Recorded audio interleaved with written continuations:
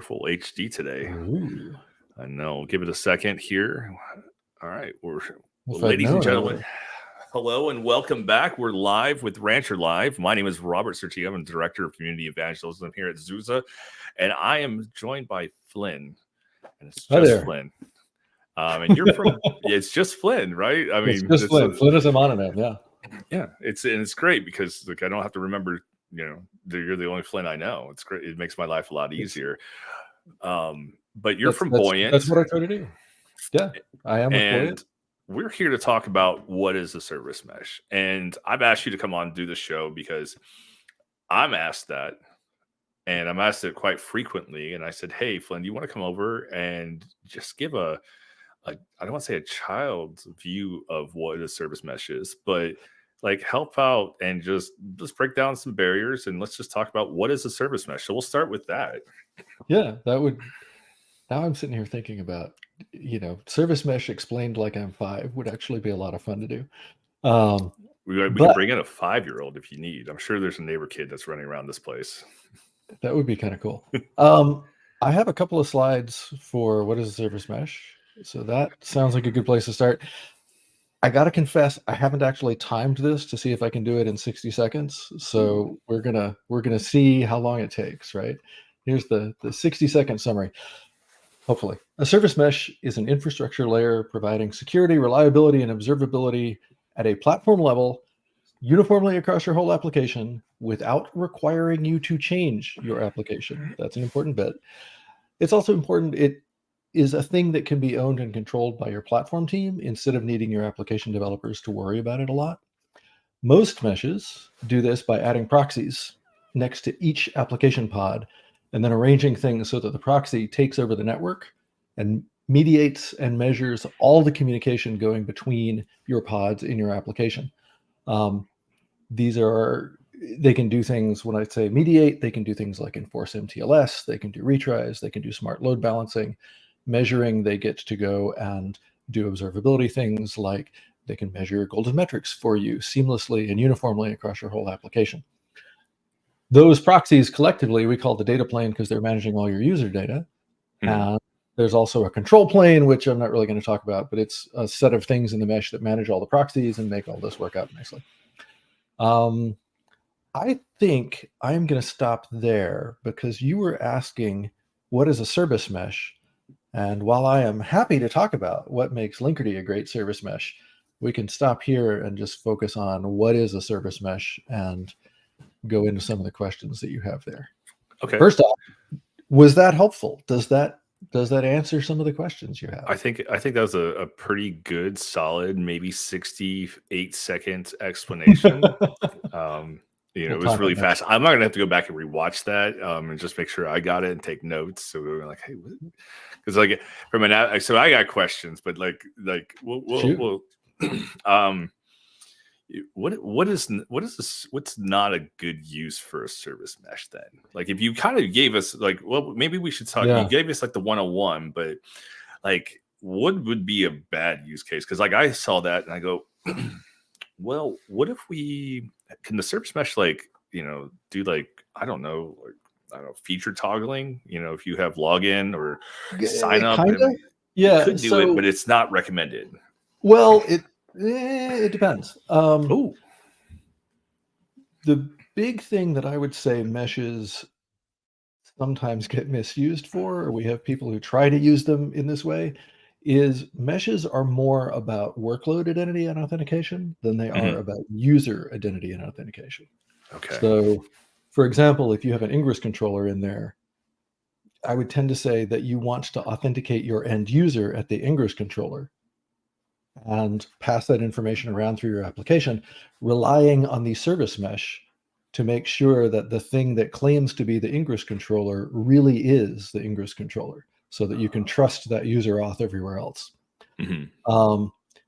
There's a lot of overlap between things like, do you do retries at the Ingress controller or do you do retries at the service mesh? Do you do circuit breaking at these different levels? There's deliberately a lot of overlap there, actually, because mostly that depends on where you need that. And your question about feature toggling or A/B testing is great, because the ingress controller may have a little bit more information available, or may be in a good position to, to make certain decisions without having to deliberately propagate a bunch of information all throughout your mesh.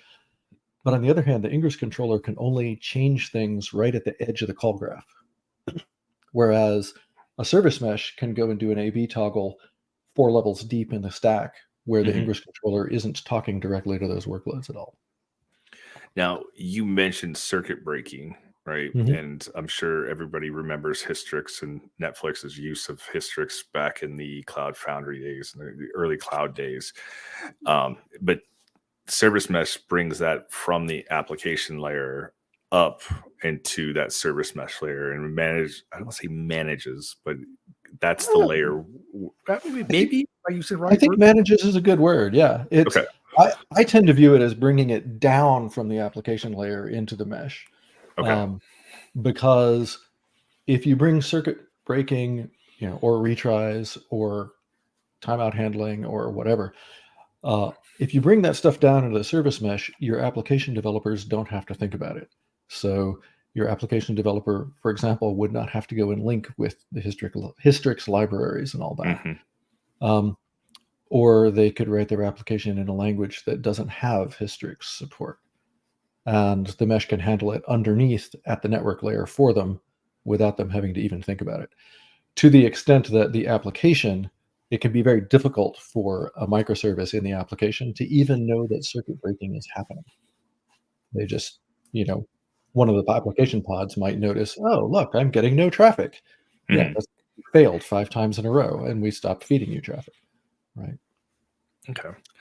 So this is one of the hardest questions to ask is when, and I hate doing this to you, but when is a good use case to use service mesh, and inversely, when is not? Because I do this with Kubernetes. So at the edge, everyone goes, we need K3s at the edge. And I'm like, that's one little device with one little pod. Can you just use a small operating system in one container and just go? That's overkill. So when is it, when is a good use case that someone can say, oh my God, that's going to solve my problems? And where's one that you're like, please don't do this?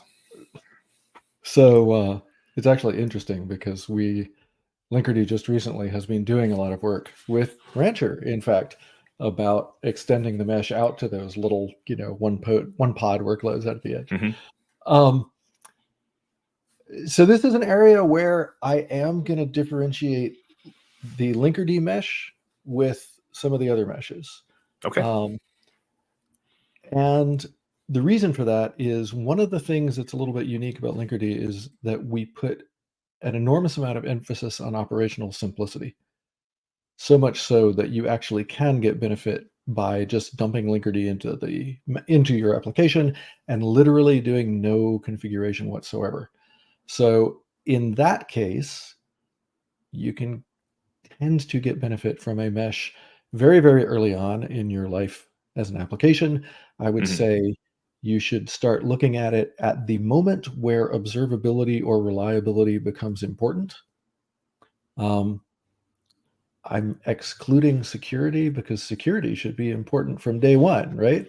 And reliability and observability, in my experience, turn out to be important pretty much at the point you have maybe 3 microservices running in your application.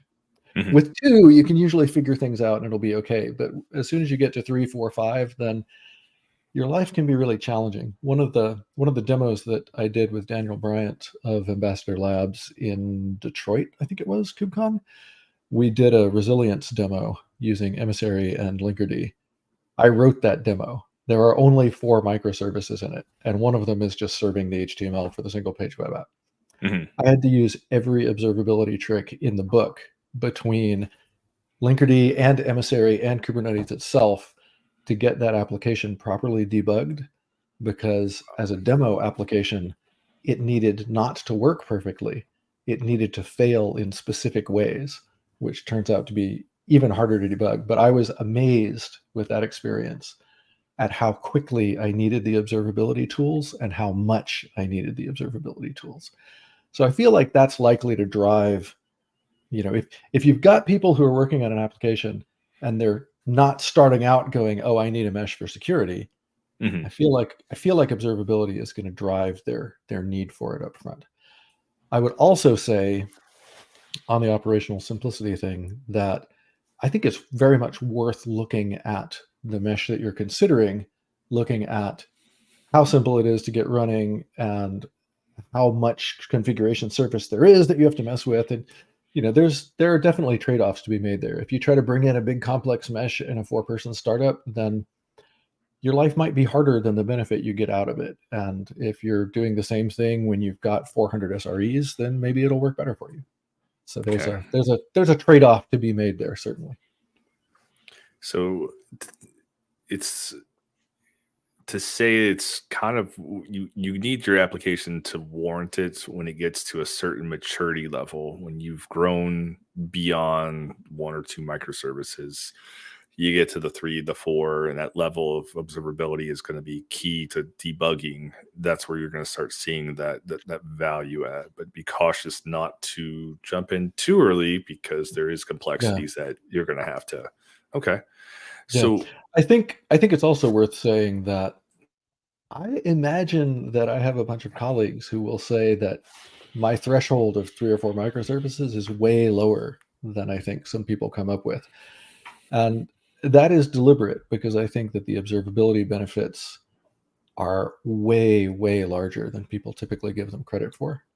Okay. So yeah, I would set that bar really low, and then I would try to find a mesh that gives you what you need with low enough overhead to make that work.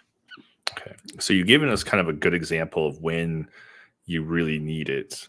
What's a use case that you see people shoving in service mesh to solve something it's not designed for? Because I know you see it out there. You've probably had some customer feedback. You've seen it in the community. Like, I see where people ruin their use cases of Kubernetes a lot. So I'm curious on the same aspect. Like, how do you see it where people are, I don't want to say abusing it, but misusing service mesh and then losing their mind about it? All of the ones that I can think of come from back when I was working with Emissary, where we would fairly regularly see tiny startups going for the most complex mesh they could find very, very early on, because they thought that it was cool, I think is the best way to summarize that, really. And in a lot of ways, people are building their resume. They're not building an application. I'll say it. That is a very controversial thing, because we see it a lot. People are building their resume. So here's the tip. We're going to say this. We're going to go on record and say, please do not try to build your resume with service mesh. Make sure it's the correct use case. I said it. People will trash me on Twitter for this. But they can trash me as well, because I agree with you on that, right?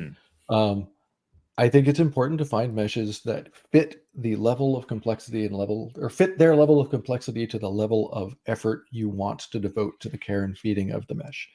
If you are going out and finding the most complex thing you can because you want to build out your resume, you're doing a disservice to your application development. And I can tell you from experience, because I have seen people just tear their hair out trying to get these really complex bits of infrastructure working to no purpose for their application. I mean, as I think over those cases, I don't really find myself thinking that the mesh was, a bad tool for them, or that they were trying to use it incorrectly. I think they just hadn't thought about how difficult it was going to be and how much complexity they were imposing upon themselves. Okay. So I guess if we switch gears slightly, right? Would the service mesh be something you would abstract from an application developer, right? Do they really need to know it? Because there's times like we have a Pinio and I go, you're an app developer, you don't need to learn Kubernetes, just a Pinio push and your life's good, right? We can abstract it. Is it something like, who's that target audience that would, like, do developers really care? Do they need to? Is it operators, SRE? Like, where would you put that knowledge to be? So Gateway API, well, actually Emissary first and then Gateway API both started explicitly defining roles and personas to talk about this. I think I'm going to use Emissary for this because it's a little bit of a simpler model, where Emissary talks about an application developer named Jane and her counterpart down in ops named Julian. And it's going to be Julian mostly who interacts with the service mesh. If you're doing it right, Jane, or Anna in Gateway API terms, they should not have to care about the mesh. They should probably only need to know about it to the extent that, weirdly, if you're using a service mesh, your applications should probably be configured to use clear text communication and let the mesh worry about encryption, which is, of course, an anti-pattern without a mesh. But with a mesh, it's great because you don't have to worry about certificates and MTLS and all this stuff. But beyond that, I would say the biggest thing they would need to know are things like, how do I get access to the observability data? And there's going to be some give and take as you get into the reliability features, which definitely require configuration since they're very application specific. So there's going to be a little give and take between the app developer and the platform people along the lines of, what should we set the timeouts to? Is this particular request retryable or is it not retryable? Things like that. So not putting words in your mouth, but maybe from what I understood is the application developer needs to know about it.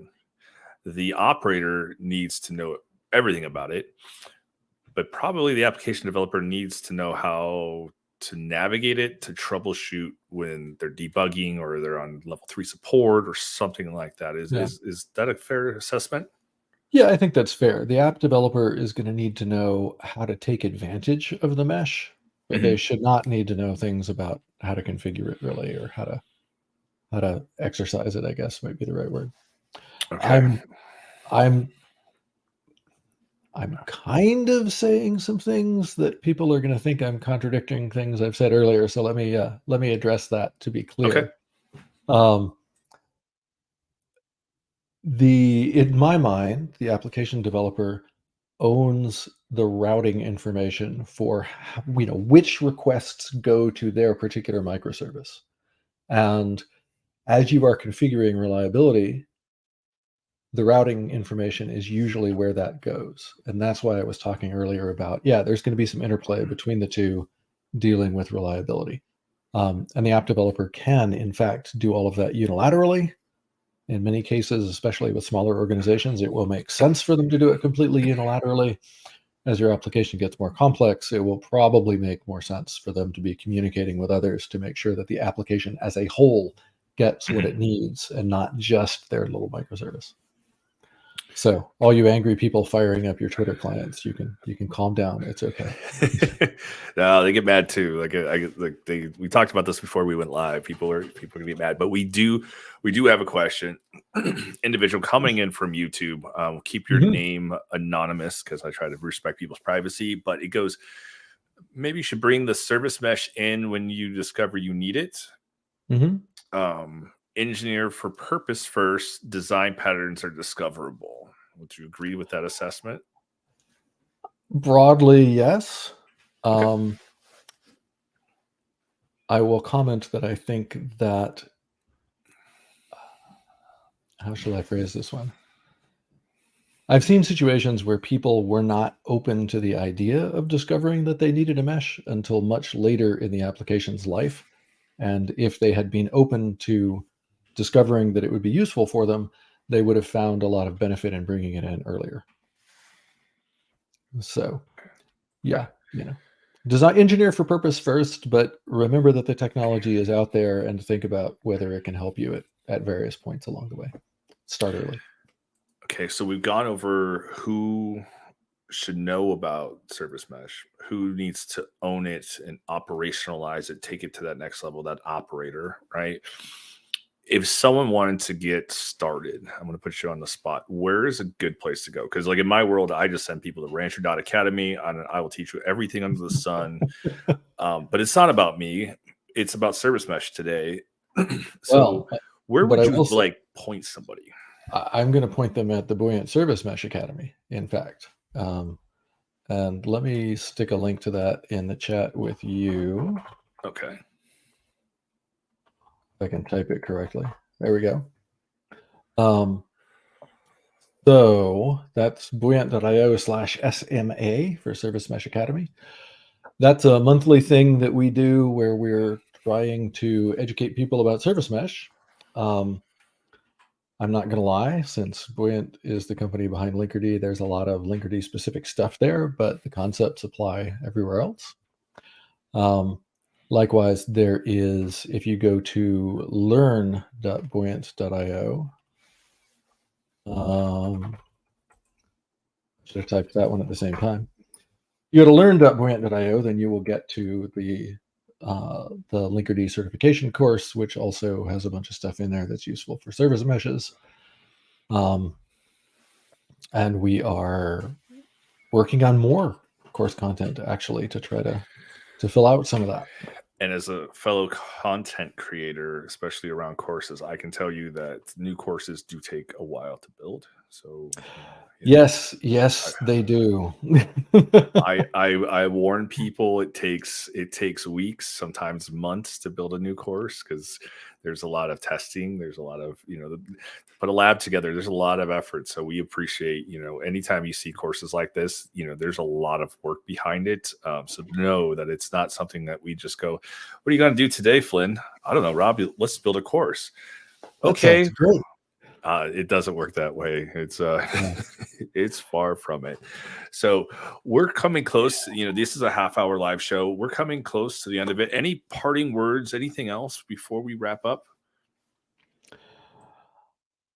I think I've said everything that I really need to say there. I think I would reemphasize the fact that I feel like people often don't think about meshes until later in the life of their application than they need to, that they really can give you a lot of benefit early on. I will, of course, plug Linkerd as the world's most advanced service mesh. It's written on the thing that I'm wearing here. You knew that was coming. I knew that was coming. Yeah, we think it works out nicely. The flip side of that one is, go and look at the other ones as well, because if you look around at other ones and you find that they meet your needs better than Linkerd does, you should use one of the other ones. And you should let us know where Linkerd fell down so we can make it better. But I think that's the end of the stuff I absolutely felt like I needed to say. Did you have any other questions? You've answered all my questions. Do you want to plug anything? You have any live shows you're doing, any conferences you're talking at that you want to promote? If someone's going to be there, they should be here. So I did a bunch of talks at KubeCon most recently. We have stuff coming up at KubeCon, hopefully at KubeCon in Paris. We have one coming up at Kube Community Day in LA. There's let me point people back to Service Mesh Academy again, because there's a lot of stuff coming up there that I think is going to be interesting. Awesome. It's kind of funny. I feel oddly lacking in things to plug, and then I sit back and realize, that would be because I'm in the middle of working on a course like you were talking about. So, yeah. All right. So if they want to know, the Buoyant Twitter account is very active, and I'm pretty confident that they're going to be tweeting out or posting it on LinkedIn, your new course when it hits. So I tell people to make sure you check that out and follow. I follow both on both LinkedIn and Twitter. I'm not going to call it X. I refuse. Elon can call me. Yeah, I will put up. I might get this wrong, but I'm pretty sure that's the Twitter handle in question. And of course, we're Buoyant on LinkedIn. There's going to be a lot of content coming up. We also actually have 3 ebooks that we're talking about right now. We have one about zero trust architecture. We have one about that we are just getting out there for Kube Crash from earlier, where we talk about a reference architecture for zero trust. And we have one that Jason Morgan and I are working on the final bits for. It's in early access right now, the O'Reilly book, Linkerd up and running. And I would also like to point out that big name drop there. Big name books drop are at least as much work as courses are. I have not written a book, so I don't know. It's on my bucket list of things to do before I die. But don't tell my boss that, because he'll probably expect me to do an O'Reilly book here coming up, and I don't know if I have the bandwidth. So, all right. Well, we're at pretty much the bottom of the hour. Flynn, thank you very much. This was informative. Thanks for having me. I learned a lot. Like, these are things that we do. Hopefully this demystifies some stuff in our community about, service meshes, when to, when not, where to go to learn more. I will plug that Flynn is coming back. He is going to do a masterclass, yet to be determined. Between now and KubeCon, we just have some blocking and tackling on the SUSE side to fix beforehand. So this is not on Flynn. This is actually on our side. And there's individuals I'm not going to call them out on live on the stream. But yes, we were working on getting that. And so you will see that coming through on all of our social media, and we'll put it in our Rancher newsletter when that hits. Flynn, thank you very much, and we'll see you guys in the community. Yeah, thanks for having me. I really appreciate it. And yeah, I'm looking forward to the masterclass as well.